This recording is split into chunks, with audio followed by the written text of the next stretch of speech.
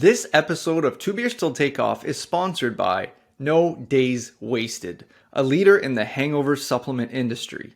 Listeners can now get 15% off their next purchase by using promo code 2beers. That's 2beers, beers in capital at checkout. Live life or your next trip to the maximum with No Days Wasted. Hello and welcome to Two Beers Till Takeoff, the podcast inspired by conversations overheard at the airport bar. Join Phil as he grabs a couple of beers and chats with interesting people from around the world, sharing expert knowledge and hilarious stories that you won't find in your guidebook. So pull up a stool and get ready for an adventure as we explore worlds of travel and beyond with Two Beers Till Takeoff. 4 hours in a Taliban headquarters. I had dog meat in Laos. Was it Golden Retriever? Smack a dirty old smooch on our beautiful fish right here. He didn't die, but he fell down the side of the mountain. Hello and welcome to Happy Hour. My name is Phil, and today's guest was actually the show's first ever guest back in 2021. The man they call the Malaysian brown snake and the French gazelle. He's run marathons all over the world, and he's here to tell us about them. Welcome back to the show, Mehdi. Thank you. Glad to be here. What's going on with you, buddy? Good, man. Good. Yeah, what's new? What's going on? Well, nothing, huh? Still fucking around on vacation. So Mehdi, let's maybe start from the top. When did you first start running? Okay. 2014. I was living in Australia. I was working in a farm. Because when you do a working holiday visa as a French citizen, if you want to extend 1 more year, you need to work in a farm. So I was doing it's called roofing. You're working for roofing. Free. Yeah. A few hours a day and you have free time the rest of the day. So I was working 4 hours. I was cutting trees. And the rest of the day I was fucking bored. So I was like, okay, what should I do? So I started running. Yeah. A few months later, I did a Sydney Marathon. So this is how it started. Nice. So maybe talk us through. So your first marathon was in Sydney. Can you maybe talk us through some of the challenges? Your first marathon. There's obviously things that are going to go wrong. Maybe some of the things you learned along the trip or along the training. You need to be trained. You need to want to do it. It's not easy, but everybody can do it. All the marathon I've done, you see some fat people, old, ugly guys, and they do it because they want to do it. If you want to do it, you can do it. But of course, you need to do some training. And you know that you will struggle at some point because it's 42 kilometers or 26 miles. I don't know how you kilometers, yeah. Kilometers, so 42k. So it's not easy, but everybody can do it.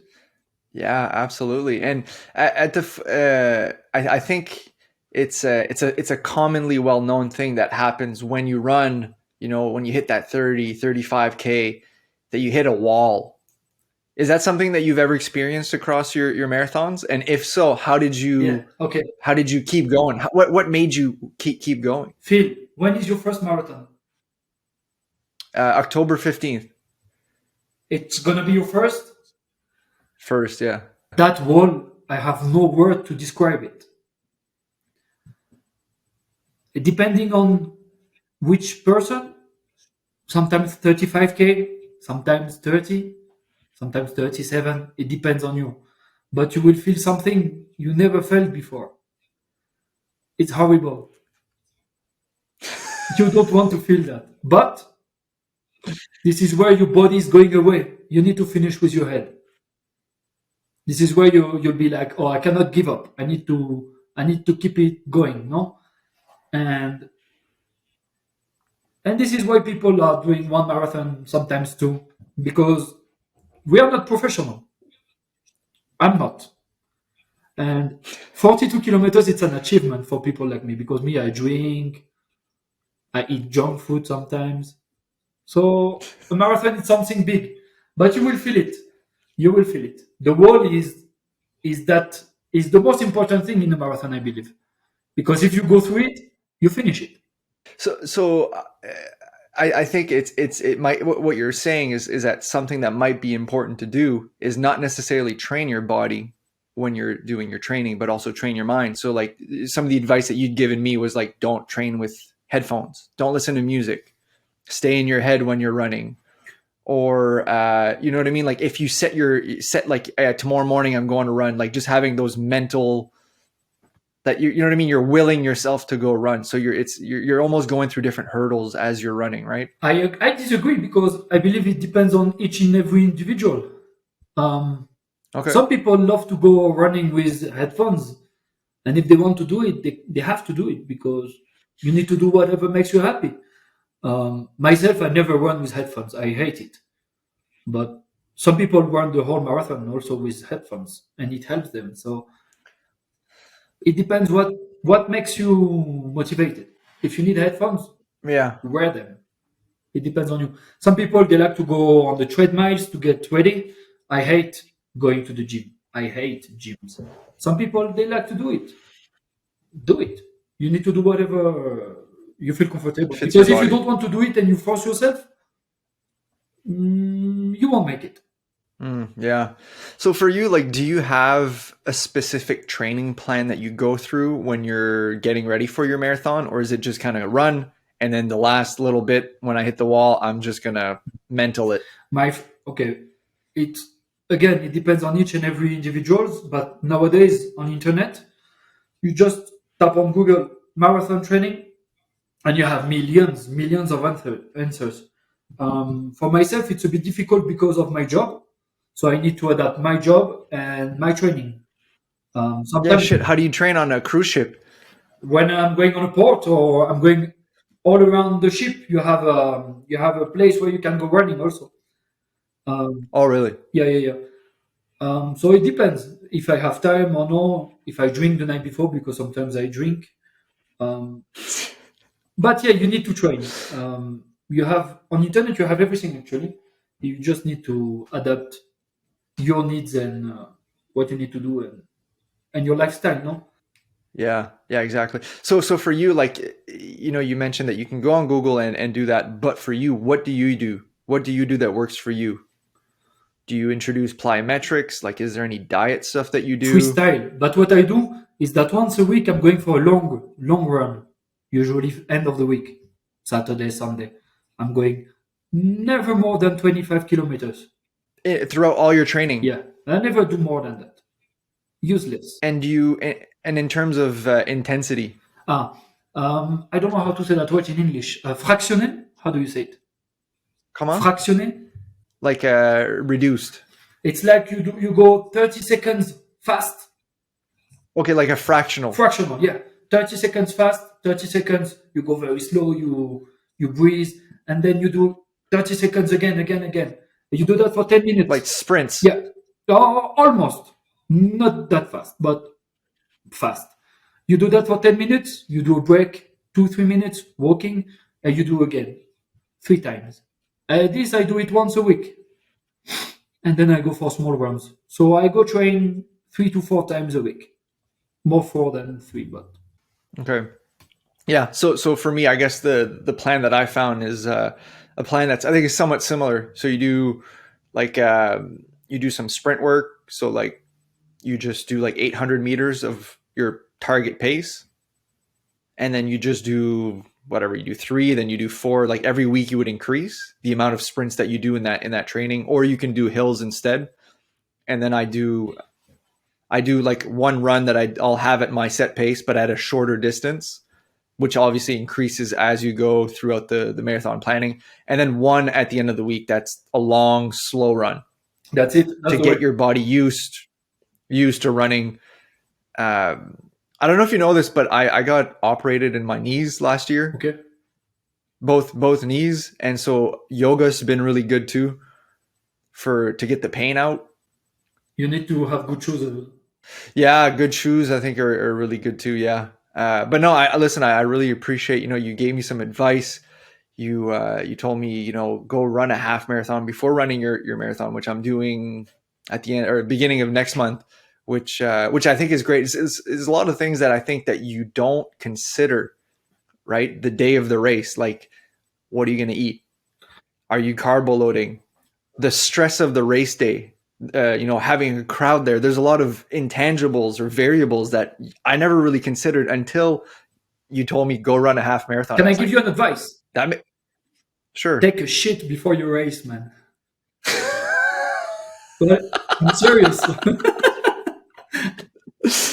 Did you see that video of the guy? So somebody in the Boston Marathon has like a camera on their doorbell, and they saw somebody come into their yard, just drop their pants and just shit on their lawn, and then just put their pants back up and go back It was running. not me.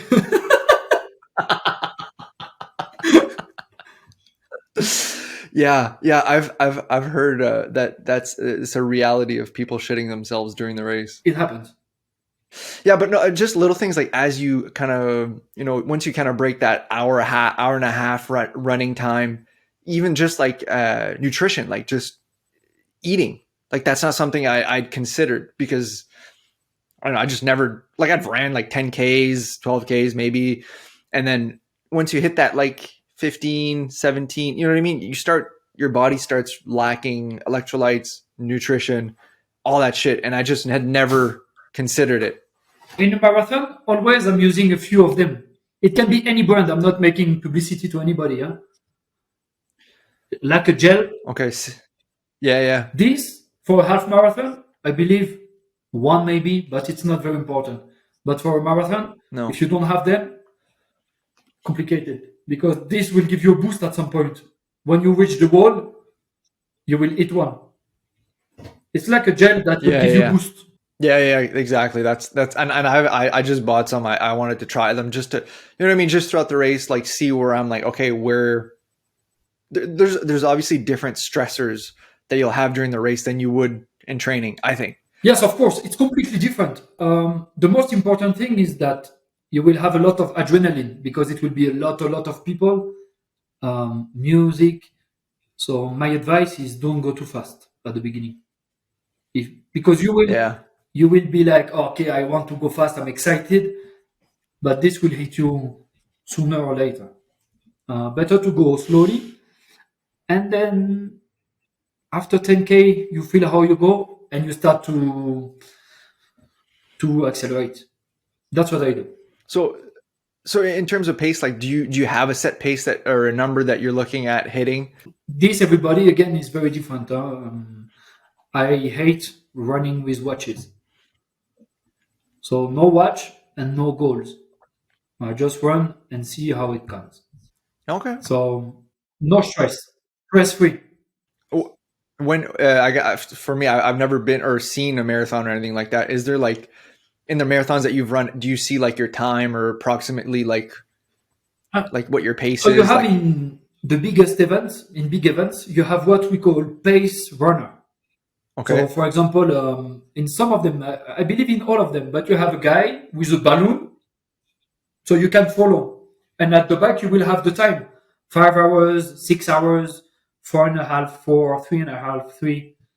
And if you want to reach that time, you just follow that guy. And when you feel good, you can just take over. You know what I mean? Yeah.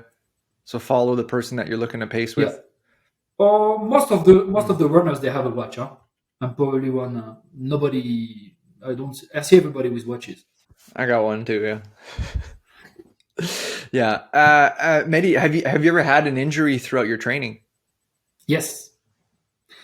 And how did you overcome it? I was supposed to do Paris Marathon in 2017, but I got what's the name in English? Plantar fasciitis.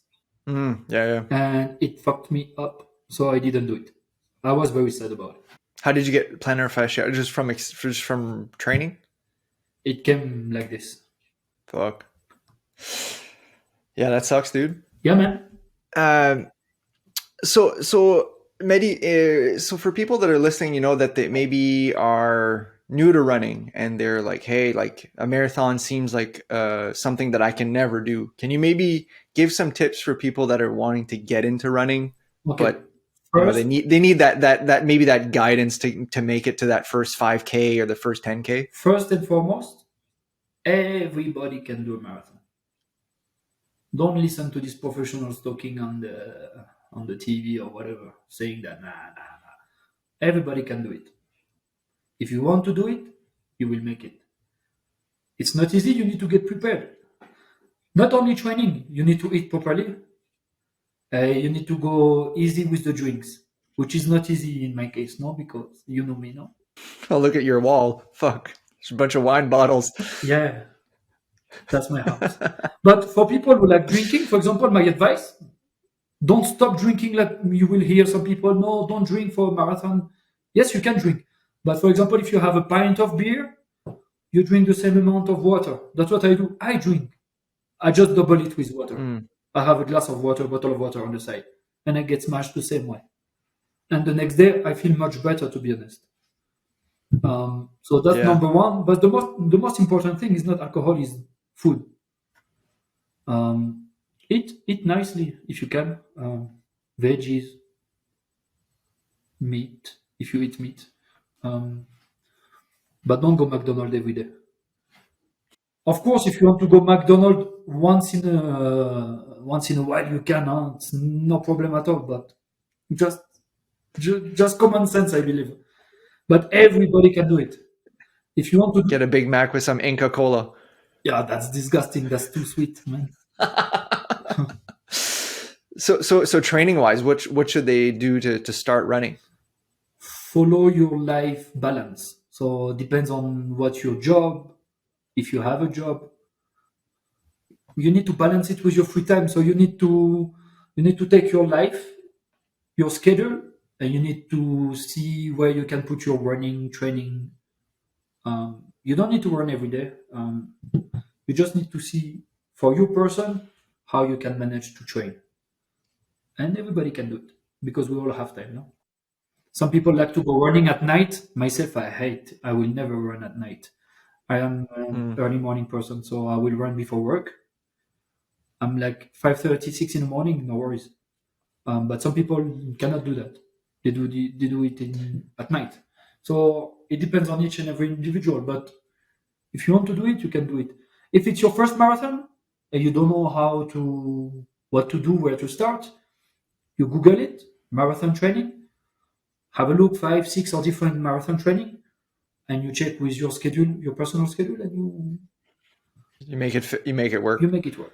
But take it easy, no stress at all. 4 months. You need 4 months. 3 to 4 months preparation, I would say. Yeah, I saw too, like for people if they've never ran or they're like running, oh, I can't do that. Like have you ever heard of like running and then run walking? So you can like run for a period of time, then walk for a period of time until you're able to sustain a certain level and then grow, increase as you go. Stretching before, I think, is important too.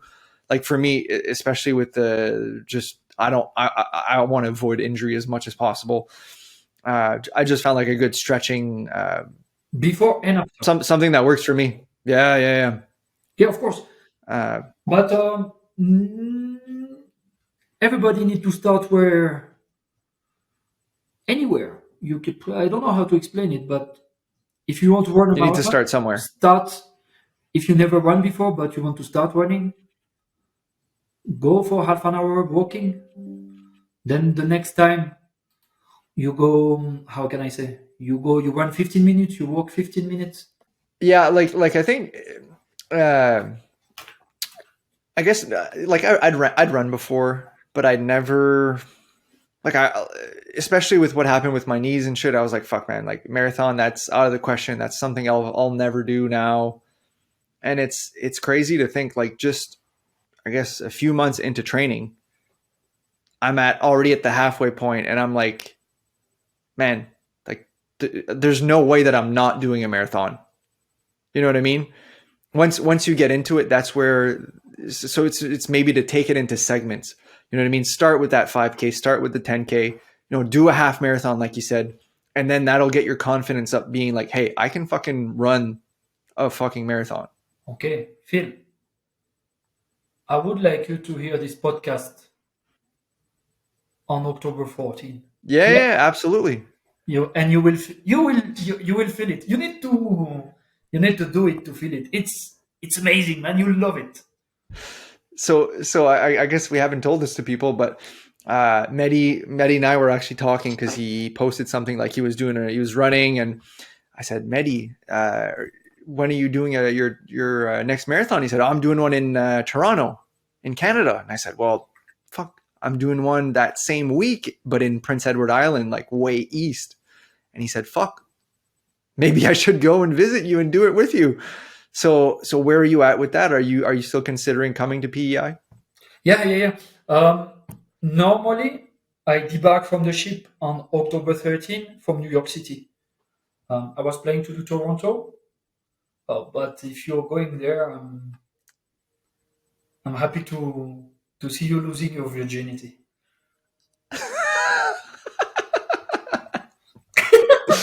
Yeah, it'd be full circle. Huh? So for those who don't know, Mehdi and I, we met in 2012, the same hostel that Sid and I met, You dirty bastard. I remember. and yeah, I think it would be like a crazy something I would never expect to happen if Mehdi were to show up in Prince Edward Island for a marathon. It'd be pretty funny. So Mehdi, let's maybe talk about some of the marathons that you've done around the world. Okay. So where exactly have you ran? Okay. My first one was Sydney, Australia. My first of the first, back in 2014. And then I did the Gold Coast. Gold Coast, we are in Queensland, north of Australia, I would say, yeah, northeast on the Pacific coast. Beautiful marathon, straight line. And then I did Queenstown in the South Island of New Zealand. Not flat at all, but this is where I did my personal record. No way. And then my last marathon back in 2016, so a long time ago, Toulouse in the south of France. Then I was supposed to do Paris as my fifth, but I got injured, so my fifth will be next Sunday, Lima, Peru. In Lima? Yeah. Your first one in South America. First one in South America.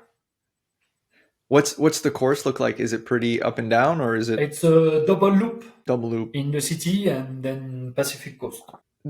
Like just on the subject of double loop, like the Prince Edward Island Marathon is a double loop as well. And I was just thinking, I was like, why am I not training double loops? You know what I mean? And I think that there's a mental thing behind a double loop, because you think about it, when you hit that first loop, you get back to the start where you know what I mean? You do the loop, you get back and you're like, oh my God, I got to do this again. But I don't like it myself too much, because you're passing 2 times the same point. I like to visit.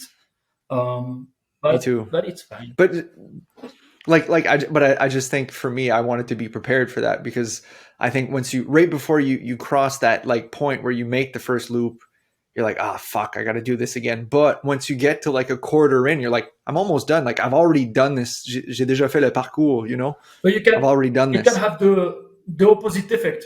You can just go easy the first loop, and the second loop, you're like, I'm going. So Mehdi, what was your best time? You mentioned your 3 hours and 36 minutes. 36. Oh, nice. Yeah. That's really fast. Yeah. But with the time, I hope I'm getting closer to the 3 hours to qualify Boston. That's the dream. So where was your hardest and where was your easiest marathon? So my hardest marathon was on the Gold Coast. I did 4 hours and 7 minutes, so it's my worst time.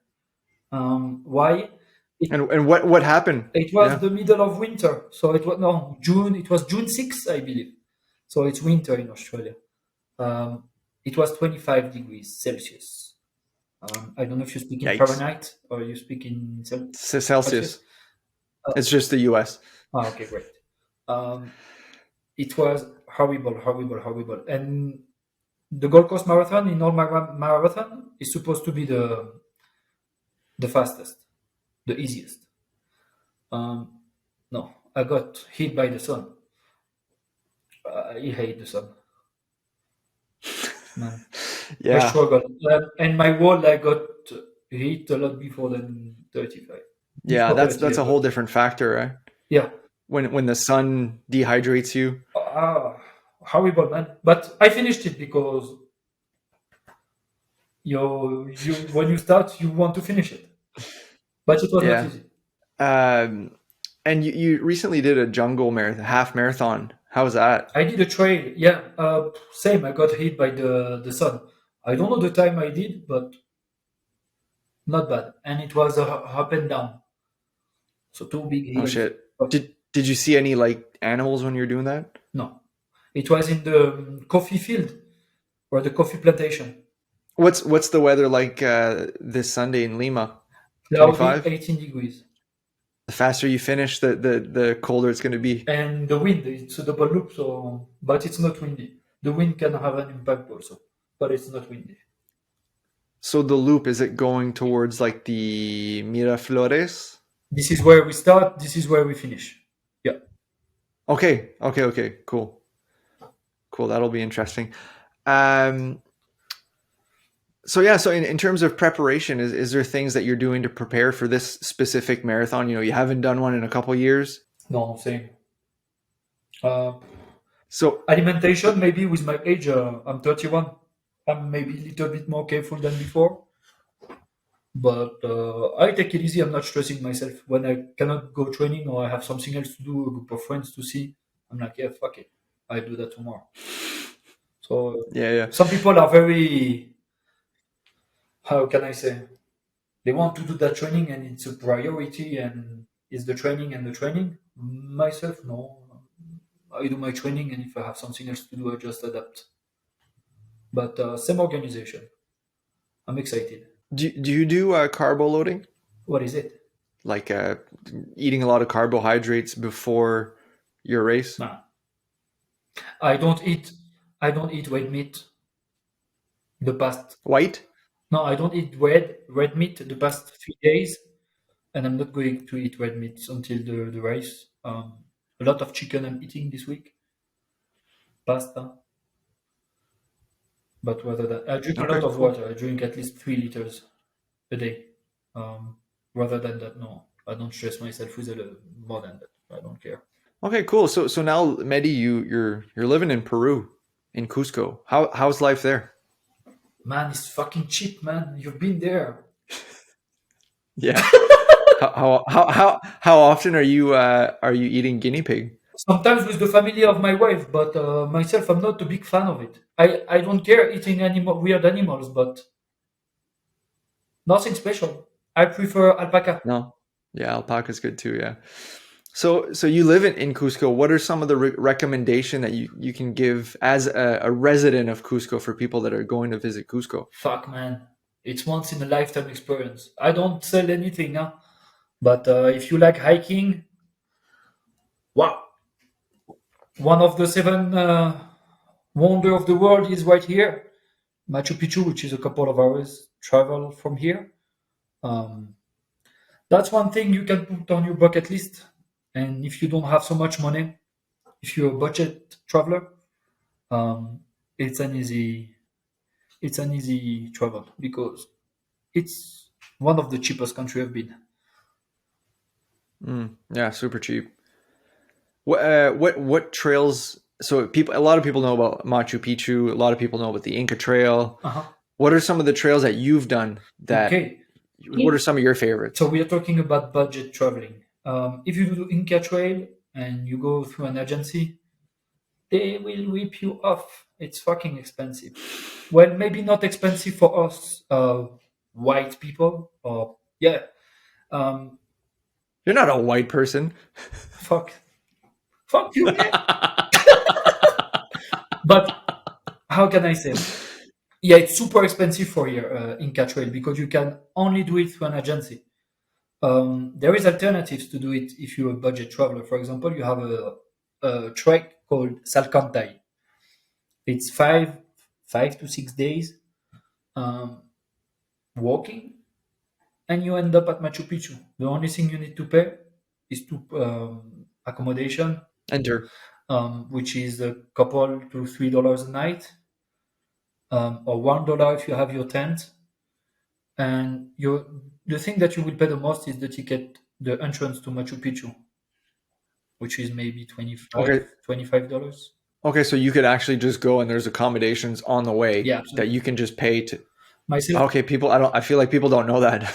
well, if they put Salcantay Trek on my own on Google, they will find a few travelers who put their travels.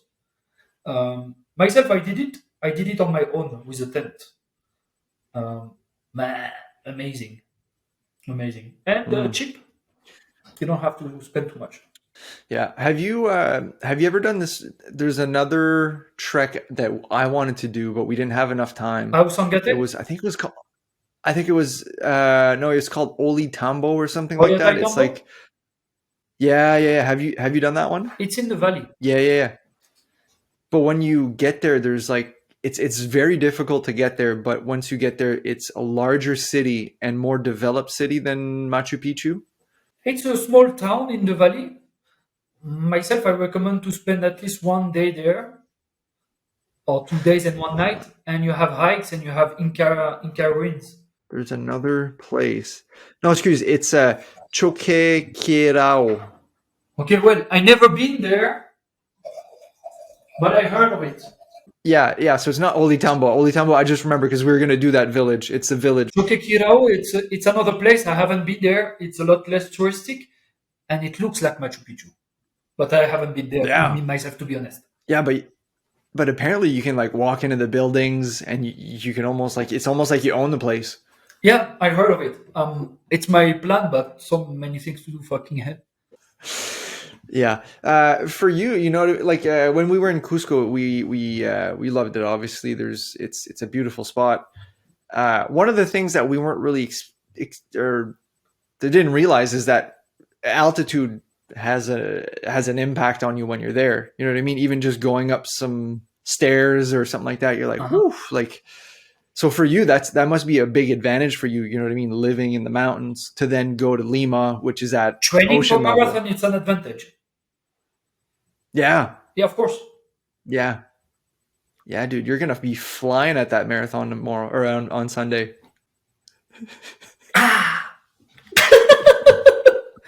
But yeah, no altitude. For example, when I travel for work, but when I come back home, the first day I get a small headache.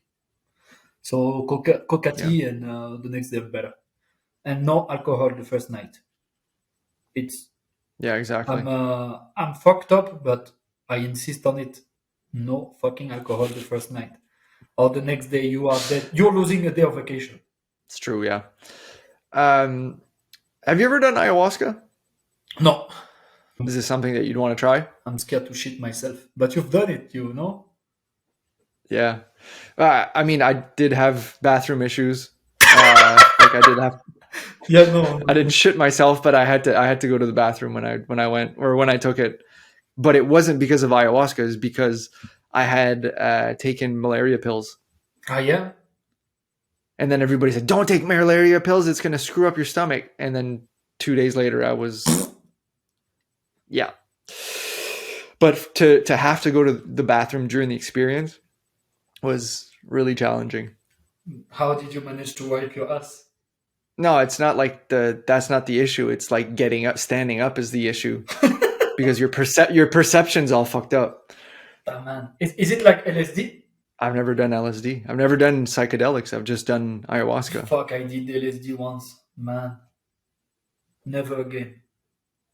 It's the worst thing, man. I thought I was never coming back. When I was in the bathroom when I did ayahuasca, the guy brought me to one of the guides' bathrooms, or like so it was like different bungalows. So we had bungalows. The guides have different bungalows. So he brought me to the guide's bathroom, and when he left me in the bathroom, there was somebody sleeping in the room, and it was a woman, and she was snoring, and it sounded like. So I thought Satan was in the room with me. Shit. How long did last the trip? Like 6 hours. It's not bad. Yeah. Yeah. So like, has your wife ever done, like, is it something that No. your wife's family has done? Yes, I'm sure. Yes, of course. His brother. I'm sure. 100%. Yeah, you should try it. Maybe be good for you. Yeah, well, I'm not against any drugs, so maybe. I mean, it's culturally accepted for you guys Of in course. Peru, right? All So, drugs are accepted. so But I prefer yeah. cocaine. I'm a cocaine guy. I like to be excited. All right, let's get into the top 5. So this week we're going to be doing our bucket list marathons around the world. Listeners will get a chance to vote on their favorite group of marathons over on the Two Beers Till Take Off Instagram page this coming Sunday. So Mehdi, as the guest, go ahead, buddy. Let me know, what is your number 1? Pyongyang, North Korea. It's my dream. I mean it. It's not a joke. So how does that work? The marathon is in April, and you can only do it. But everybody knows North Korea politics. Has I'm not going challenges? to talk about it. But the only way to get there is to go through an agency. Yeah. So you pay like a package. Can be a weekend, 5 days, up to 12 days. Me, I want to do the longest because I want to discover the country also because I'm interested. No, it's prohibited. I like prohibited things. And you finish the marathon in a stadium with 50,000 people. Can you imagine that, all clapping their hands? So man, that's my number 1. That's my number 50,000 people. It- That's a really good one. it's a big amount of money to pay to do these 12 days. Like, how much is it? I would say around $2,000. Okay. It's accessible, but it's a lot more than any other place in the world. Yeah. That'd be I didn't expect that one. That's definitely a super cool one. Yeah. All right. So my number 1, I'm going with Lua Safari Marathon in Kenya, which is on a wildlife reserve. Say it again. Lua, so it's Lewa Safari Marathon in Kenya. And in this marathon, you run alongside zebras, elephants, lions, rhinos, and a total of 70 different species. Wow. And so it's a UNESCO World Heritage Site. And I think that there's no better motivation to finish a marathon than by getting chased by a lion, right? Which months of the year? I think it's in June. So it's next month. Amazing. Yeah, that one I think would be really cool. My number 2, I'm going with I wouldn't say it's a classic one, but I think it's a fairly well-known one. I'm going to the Great Wall of China Marathon. I swear to God, it's written here. Number 2, Great Wall of China. It's in May. It's in May. Yeah. So they say that doing this marathon is like smoking 2 cartons of cigarettes, which is be awesome, right? But it takes place on the Great Wall, one of the 7 wonders of the world, and it's apparently tough as hell because you have to do a lot of steps. It's one of the hardest in the world. Yeah, so you have to do 5,164 steps during the marathon. So it's a collection of going steep upwards running, steep downhill running, and then also the 5,000 steps. But the good thing about this marathon, as well as the steps, which is the hard part, you're passing through villages, and apparently the ambience is amazing. Yeah, exactly. That's what I'd love to experience. So that's my number 2. Mehdi, now that I've stolen your number 2, what's your number 2? The same, I cannot. I need to give you another one. Yeah, just give me another one. Yeah, I will give you my number 3. Well, Boston. Yeah, that's a classic one. Boston. Why? I'm not professional. I don't know if I will reach the 3 hours. You need to do more or less 3 hours, depending on your age category, to qualify. I'm very far. I'm 36 minutes far from it, but it's not impossible. And if I qualify, I'll do it. It would be an achievement, I believe. But yeah, that's only the reason why. So that's my number 3. My number 2. And what's your number 3? My number 3. So it will be Athens, Greece. Ah, fuck. And I will You stole that explain one you from me. why. But it's good that we have the same because Yeah. they are iconic. Literally, Athens, why? I've been to Greece, so I don't really care about Greece itself. But the marathon starts in Marathon and you finish in Athens. So this is the oldest marathon. So for the history, um, why we call it marathon? Because it was a messenger back in the days going from Marathon to Athens, which is 42 kilometers. And he passed away on the way. Yeah. So if I do it this one, I might pass away, but I don't know. But I want to do it now. And it's not an easy marathon. Yeah. It's not flat. Yeah. It's but it sounds super cool. It's like you said, it's the original marathon, right? So that'd be so cool. All right. So for my number 3, since you stole my number 3, you actually stole my number 3 and my reserve number 6. So I'm in trouble. So I'm gonna go on and pick one that actually Sid told me about that he wants to do, which is the Iguazu Falls Marathon. So this marathon, I don't know what month it happens. I think it's June, that one as well. But You start in US and you finish in Canada. no, that's Niagara Falls. This is Iguazu Iguazu? Falls. Where is it? Yeah, so this one you go on the border of Argentina, Brazil, and Paraguay, and then you end the marathon at the end of one of the 7 new wonders or natural wonders of the world, Iguazu Falls. But I think you have to be in Brazil for the race. Amazing. I never heard of it. Yeah, I hadn't heard of it either, and it doesn't seem like one that's super popular yet. But I just thought that was like one that's really cool. You know what I mean? If you can border 3 different countries in a marathon, I think that's pretty gnarly. That's unique, man. Yeah. So for my number 4, 1, 2, 3. Yeah. So for my number 4, I'm going with one that I think would have maybe one of the best ambiances. From what I understand, it's a very flat course. It's rock and roll New Orleans. And another reason why I think it'd be cool is because once there's bands that play all over the course, so that you're listening to music the entire time. You don't have to have your headbuds in.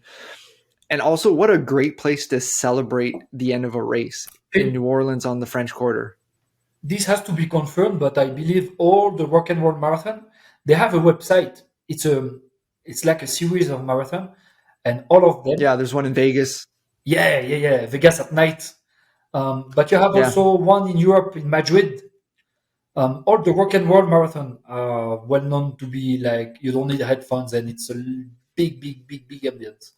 I haven't done any, so I cannot talk about it, but I'm sure New Orleans is spectacular. So what's your number 4?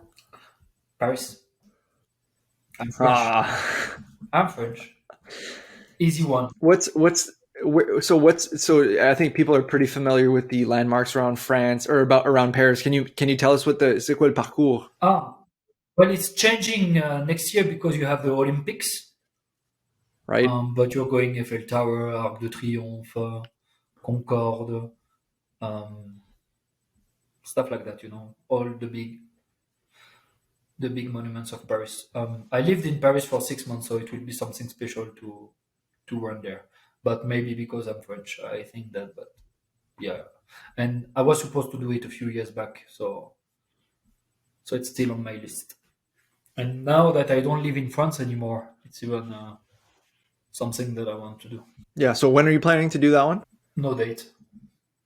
I don't know which one I'm going to do. Where are you from again in France? I'm from Normandy, Le Havre. Normandy. Okay, shit. Completely got that wrong. It's a couple of hours west of Paris.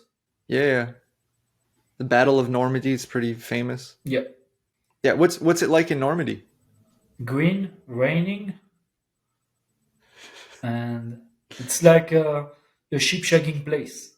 The sheep shagging place. Okay.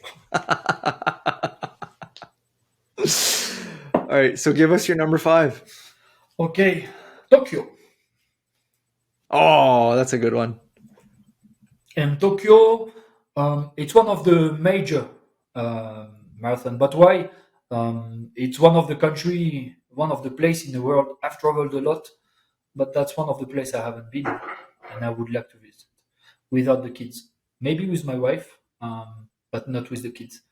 Um, I love, I love the culture, Japanese culture, and every time I see Japanese, I'm like amazed how they are educated.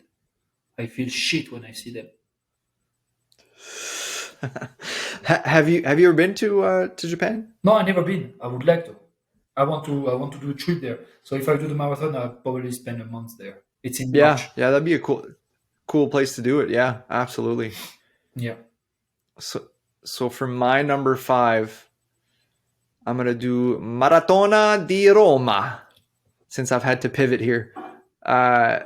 So the Marathon of Rome, I think it'd be super cool to do. I think it'd be cool to do a marathon also on cobblestones. Most of that marathon is on cobblestones around the main city. You think you do most of the sites, and you end near the Colosseum.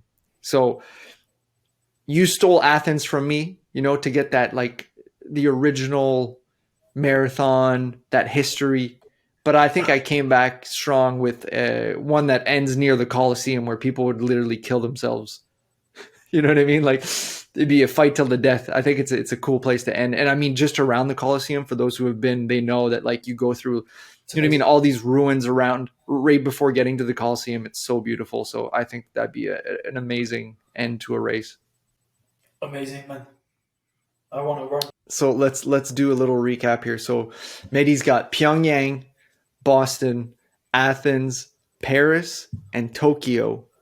And I have Lua Safari Marathon in Kenya, the Great Wall Marathon in China, Iguazu Falls Marathon in Brazil, Rock and Roll New Orleans Marathon, and Roma. So on Sunday, this will be out.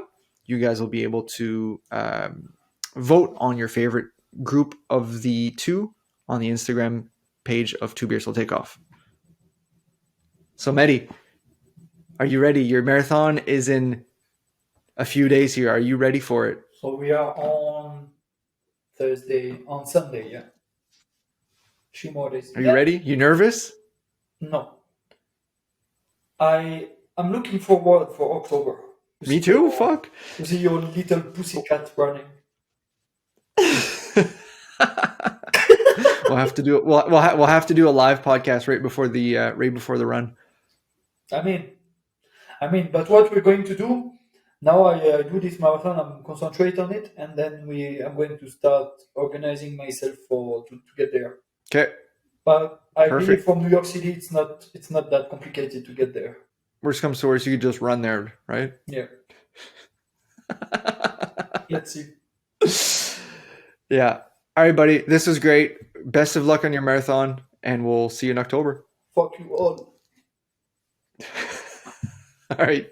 See ya. Thank you for listening to Two Beers Till Takeoff. Do you want free additional content or just to stay connected with the show? Then give us a follow on our social media platform. That means TikTok, Instagram, Facebook, all of them. Are you in need of podcast production services, video editing, or anything in between? Then look no further than Strut Sound Productions, the official producer of the Two Beers Till Takeoff podcast. Music produced by Alex Gagné. Check out his work in our show notes. Voiceover done by Viking Leo K. See you next week on Two Beers Till Takeoff.